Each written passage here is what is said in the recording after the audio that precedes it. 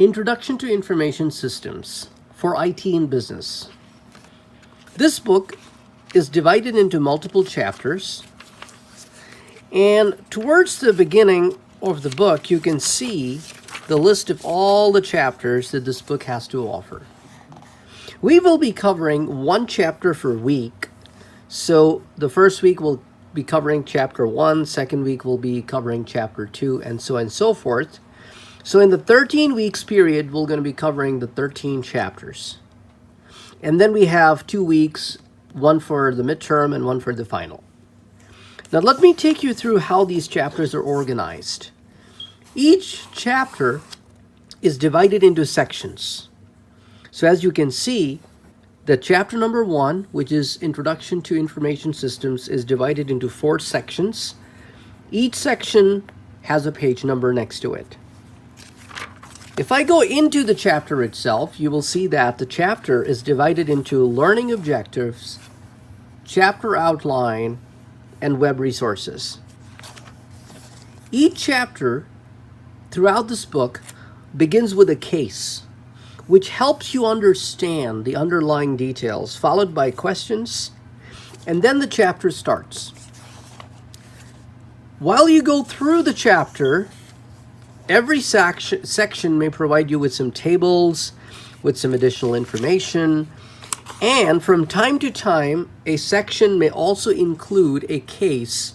For example, it's about business, and the case will going to close out with some questions. And before you go on to the next section, each section gives you some bunch of questions for you to review to see if you understood the material. Like that, you will going to complete a chapter.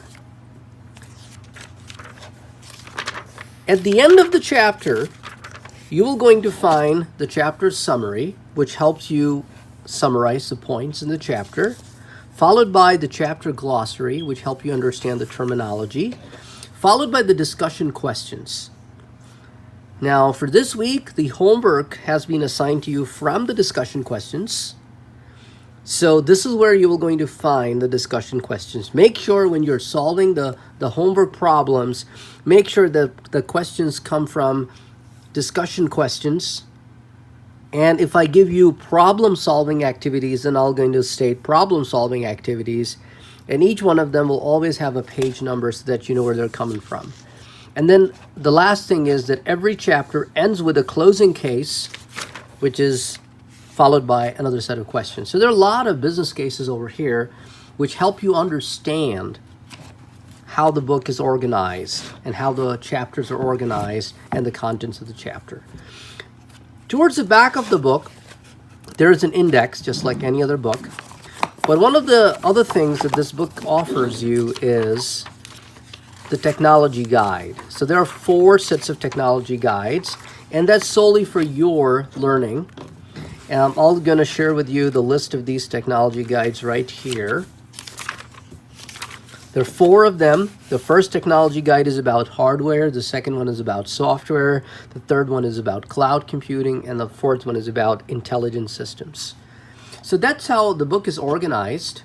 So that's how you will going to benefit from this book. Reading is very important for you to succeed in this class.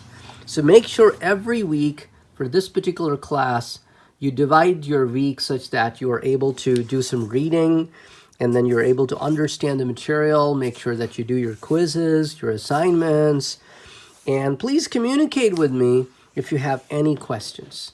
Thank you very much. All the best.